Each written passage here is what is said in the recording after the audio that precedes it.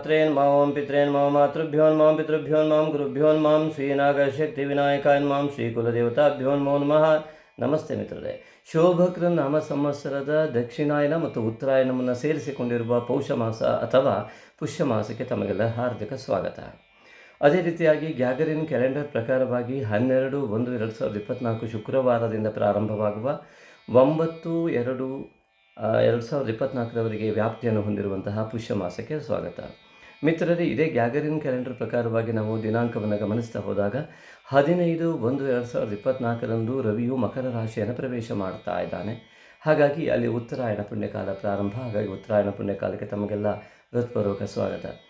ಹಾಗೆ ಉತ್ತರಾಯಣ ಪುಣ್ಯಕಾಲದಲ್ಲಿ ಈ ರವಿಯು ಮಕರ ರಾಶಿಯನ್ನು ಪ್ರವೇಶ ಮಾಡೋದರಿಂದ ಮಕರ ಸಂಕ್ರಾಂತಿಯ ಆರ್ಥಿಕ ಶುಭಾಶಯಗಳು. ಅದೇ ರೀತಿ ಉತ್ತರಾಯಣ ಪುಣ್ಯಕಾಲದಲ್ಲಿ ಈ ಜನವರಿ 22 ಎಂಬ ಈ ಗ್ಯಾಗರಿನ್ ಕ್ಯಾಲೆಂಡರ್ ಪ್ರಕಾರ ಶ್ರೀರಾಮನ ಪ್ರತಿಷ್ಠೆ ಅಯೋಧ್ಯೆಯಲ್ಲಿ ನಡೀತಾ ಇದೆ. ಅದಕ್ಕೂ ಕೂಡ ತಮಗೆ ಆತ್ಮೀಯವಾದಂತಹ ವಂದನೆಗಳು. ನಾವು ಜೈ ಶ್ರೀರಾಮ್ ಎನ್ನುವಂತಹ ವಾಕ್ಯದೊಂದಿಗೆ ಈ ಮುಂದಿನ ಒಂದು ನೋಡೋಣ. 18/1/2024 ಧನು ರಾಶಿಯನ್ನು ಶುಕ್ರ ಪ್ರವೇಶ ಮಾಡ್ತಾನೆ. ಅದೇ ರೀತಿಯಾಗಿ ಫೆಬ್ರವರಿ 1ರಂದು ಬುಧನು ಮಕರ ರಾಶಿಯನ್ನು ಪ್ರವೇಶ ಮಾಡ್ತಾ ಇದ್ದಾನೆ. ಹಾಗೆಯೇ 5ನೇ ತಾರೀಕು ಫೆಬ್ರವರಿಯಂದು ಕುಜನು ಕೂಡ ಮಕರ ರಾಶಿಯ ಪ್ರವೇಶವನ್ನು ಮಾಡ್ತಾ ಇದ್ದಾನೆ. ಹಾಗೆ ಈ ಪುಷ್ಯ ಮಾಸದಲ್ಲಿ ಗ್ರಹಸ್ಥಿತಿಯನ್ನು ಗಮನಿಸಿದಾಗ ಮೇಷರಾಶಿಯಲ್ಲಿ ವಕ್ರನಾದ ಗುರುವು, ಹಾಗೆ ಕೇತುವು ಕನ್ಯಾದಲ್ಲಿಯೂ, ಬುಧ ಕುಜ ಶುಕ್ರರು ಈ ಧನು ರಾಶಿಯಲ್ಲಿಯೂ, ಮತ್ತು ಮಕರವನ್ನು ಪ್ರವೇಶ ಮಾಡಿದ ಮೇಲೆ ರವಿ ಕುಜ ಬುಧರು ಮಕರ ರಾಶಿಯಲ್ಲೂ, ಹಾಗೂ ಶನಿಯು ಕುಂಭದಲ್ಲೂ, ಹಾಗೂ ರಾಹು ಮೀನ ರಾಶಿಯಲ್ಲಿ ಗೋಚಾರದಲ್ಲಿ ನಮಗೆ ಕಂಡು ಬರ್ತಾ ಇರತಕ್ಕಂಥದ್ದು ಈ ಪುಷ್ಯ ಮಾಸದಲ್ಲಿ. ಈ ವಿಶೇಷವಾದ ಪುಷ್ಯ ಮಾಸದಲ್ಲಿ ಯಾವ ರೀತಿಯಾದಂತಹ ಉತ್ತಮ ಫಲವಿದೆ ಎಂಬುದಾಗಿ ನೋಡೋಣ ಬನ್ನಿ ಮಿತ್ರರೇ. ಮಕರ ರಾಶಿ. ಈ ಮಕರ ರಾಶಿಯಲ್ಲಿ ಪ್ರಸ್ತುತವಾಗಿ ಕುಜ ಬುಧ ಮತ್ತು ರವಿ ಇರುವಂಥದ್ದು, ಅಲ್ಲಿಗೆ ಗುರುದೃಷ್ಟಿ ಇರುವಂಥದ್ದು ಅತ್ಯುತ್ತಮವಾದಂಥದ್ದು. ಮತ್ತು ಅದೇ ರೀತಿಯಾಗಿ 7.5 ಕೊನೆಯ ಹಂತವಾಗಿದ್ದು ರಾಶಿಧಿಪನು ದ್ವಿತೀಯದಲ್ಲಿರುವುದರಿಂದಾಗಿ ಹಳೆಯ ಅನೇಕ ವಿಚಾರಗಳು ಎದ್ದು ಬಂದು ಎಲ್ಲ ರೀತಿಯಾದಂಥ ಸ್ಥಿರತ್ವವನ್ನು ಪಡೆಯುವಂಥ ಯೋಗಗಳು ಕೂಡ ಖಂಡಿತವಾಗಿದೆ. ಸಹೋದರರಾದಿಗಳಿಂದ ಅನೇಕ ತೊಂದರೆಗಳು ಉಂಟಾಗುವಂಥ ಲಕ್ಷಣಗಳಿದ್ದರೂ ಕೂಡ ಆ ಗುರುವಿನ ದೃಷ್ಟಿಯಿಂದ ಅದು ದೂರವಾಗಲಿಕ್ಕಿದೆ. ಮಾನಸಿಕವಾದ ಸಮಾಧಾನ ವಕ್ರ ಗುರುವಿನ ತ್ಯಾಗದ ನಂತರದಲ್ಲಿ ಉತ್ತಮವಾದಂತಹ ರೀತಿಯಲ್ಲಿ ಸಿಗುವಂಥ ಯೋಗಗಳು ಕಂಡು ಬರ್ತದೆ.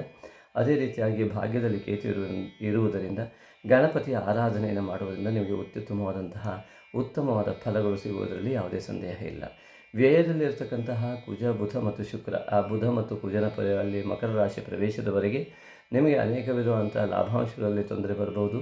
ಅದೇ ರೀತಿಯಾಗಿ ಬುಧನು ಭಾಗ್ಯಾಧಿಪತಿಯಾಗಿಯೂ ಷಷ್ಠಾಧಿಪತಿಯಾಗಿದ್ದ ಅನೇಕ ಶತ್ರುಗಳು ಕೂಡ ನಿಮ್ಮ ಹಿಂದೆ ಸಂಚಲನ ಮಾಡಿ ಈ ನಂತರದಲ್ಲಿ ಫೆಬ್ರವರಿಯ 5ರ ನಂತರದಲ್ಲಿ ಅವೆಲ್ಲವೂ ಕೂಡ ನಿರ್ಮೂಲನೆ ಆಗಿ ಉತ್ತಮವಾದ ದಿನಗಳು ಖಂಡಿತವಾಗಿ ಬರ್ತದೆ. ಕುಜನ ಉಚ್ಚತ್ವದಿಂದಾಗಿ ರಾಶಿಯಿಂದಲೇ ಉತ್ತಮವಾದಂತಹ ಭೂ ವ್ಯವಹಾರಗಳಲ್ಲಿ ಉತ್ತಮ ಫಲಗಳು ಕೂಡ ನಿಮ್ಮದಾಗತ್ತೆ. ಅದೇ ರೀತಿಯಾಗಿ ಶುಕ್ರನು 12ನೇ ಮನೆ ಬರುವುದರಿಂದಾಗಿಯೂ ಆರ್ಥಿಕ ಸ್ಥಿತಿಗತಿಗಳಲ್ಲಿ ಚೇತರಿಕೆ ಕೂಡ ಕಂಡು ಬಂದರೆ ಆಶ್ಚರ್ಯ ಇಲ್ಲ. ಆದರೆ ಹಣಕಾಸನ್ನು ಕಳೆಯುವ ವಿಚಾರದಲ್ಲಿ ಎಚ್ಚರಿಕೆಯಿಂದ ಯಾವುದಾದ್ರೂ ಇನ್ವೆಸ್ಟ್ ಮಾಡುವುದರಾಗಲಿ, ಉದ್ಯೋಗದ ವಿಚಾರದಲ್ಲಾಗಲಿ ಭಾಳ ಎಚ್ಚರಿಕೆಯನ್ನು ವಹಿಸುವುದು ಒಳಿತಾಗಿದೆ. ಅದೇ ರೀತಿಯಾಗಿ ಈ ಒಂದು ವಿದ್ಯೆಯ ವಿಚಾರ ನಿಮಗೆ ಶುಕ್ರನೇ ಆಗಿರುವುದರಿಂದಾಗಿ ಅಲ್ಲಿ ಉತ್ತಮವಾದಂಥ ಫಲಗಳು ಕೂಡ ಕಂಡು ಬರ್ತಾ ಇದೆ. ಅದೇ ರೀತಿಯಾಗಿ ಈ ಸಪ್ತಮದ ಶುದ್ಧಿ ಇರುವಂಥದ್ದು ಇತ್ಯಾದಿಗಳು ನಿಮಗೆ ವಿವಾಹದ ವಿಚಾರದಲ್ಲಿ ಉತ್ತಮವಾದ ಫಲವನ್ನು ಕೂಡ ಕೊಡ್ತದೆ. ಉದ್ಯೋಗಾಧಿಕಾರಿಯಾದಂತಹ ಶುಕ್ರನು ಕೂಡ 12ನೇ ಮನೆಯಲ್ಲಿರುವುದರಿಂದಾಗಿ ಇಲ್ಲೂ ಕೂಡ ಅತಿಯಾದಂತಹ ದೋಷಯುಕ್ತವಾಗಿ ಕಂಡುಬರದೆ ಗುರುವಿನ ದೃಷ್ಟಿಯೂ ಕೂಡ ಅಲ್ಲಿ ಇರುವುದರಿಂದಾಗಿ ಅತಿ ಉತ್ತಮವಾದಂತಹ ಫಲಗಳು ಖಂಡಿತವಾಗಿಯೂ ಸಿಗುವಂಥ ಲಕ್ಷಣಗಳಿದೆ. ಆದ್ದರಿಂದ ಯಾವುದನ್ನೇ ಆಗಲಿ ನಿಮ್ಮ ಜಾತಕಗಳನ್ನು ಪರಿಶೀಲನೆ ಮಾಡಿಕೊಂಡು ಮುಂದುವರಿಯುವುದು ಒಳಿತು. ಇನ್ನು ಅನೇಕ ವಿಚಾರಗಳಲ್ಲಿ ನಿಮಗೆ ಗೊಂದಲಗಳು ಇಲ್ಲದೇ ಇಲ್ಲ.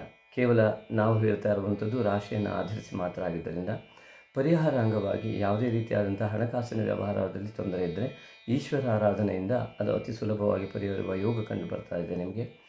ಇನ್ನು ಮಾತುಕತೆಯಲ್ಲಿ ಎಲ್ಲವೂ ಹಿನ್ನಡೆ ಕಂಡು ಬರ್ತಾ ಇದ್ದರೆ ನಾಗಾರಾಧನೆ ಮಾಡುವುದರಿಂದ ಇಲ್ಲಿ ಸರಿಯಾದಂತಹ ಕ್ರಮಗಳು ಕಂಡು ಬರ್ತದೆ. ಮಾನಸಿಕವಾಗಿ ಅತೃಪ್ತವಾಗುವಂತಹ ಸ್ಥಿತಿಗತಿಗಳಿದ್ದರೆ ಅಲ್ಲಿ ಗುರುವಿನ ಆರಾಧನೆಯಿಂದ ನಿಮಗೆ ಈ ಒಂದು ಪುಷ್ಯ ಮಾಸದಲ್ಲಿ ಆ ಗುರುವಿನ ಆರಾಧನೆ ನಿಮಗೆ ಒಳಿತನ್ನು ಉಂಟು ಮಾಡುತ್ತೆ. ಉದ್ಯೋಗದ ವಿಚಾರದಲ್ಲಿ ದುರ್ಗಿಯ ಆರಾಧನೆಯನ್ನು ಮಾಡುವುದರಿಂದ ಅತಿ ಉತ್ತಮವಾದ ಫಲಗಳು ಕೂಡ ಉಂಟಾಗುತ್ತೆ. ಇನ್ನು ಮಾತುಕತೆ, ಇನ್ನು ಅನೇಕ ವಿಚಾರಗಳಲ್ಲಿ ಯಶಸ್ಸನ್ನು ಗಳಿಸುವುದಕ್ಕೆ ಆಂಜನೇಯನ ಆರಾಧನೆ ಮಾಡುವುದರಿಂದ ಅತ್ಯುತ್ತಮವಾದ ಫಲ ಉಂಟಾಗ್ತದೆ.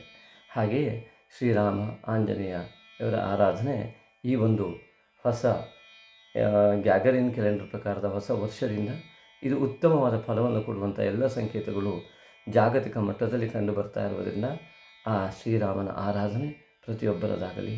ಜೈ ಶ್ರೀರಾಮ್. ಧನ್ಯವಾದಗಳು ಮಿತ್ರ.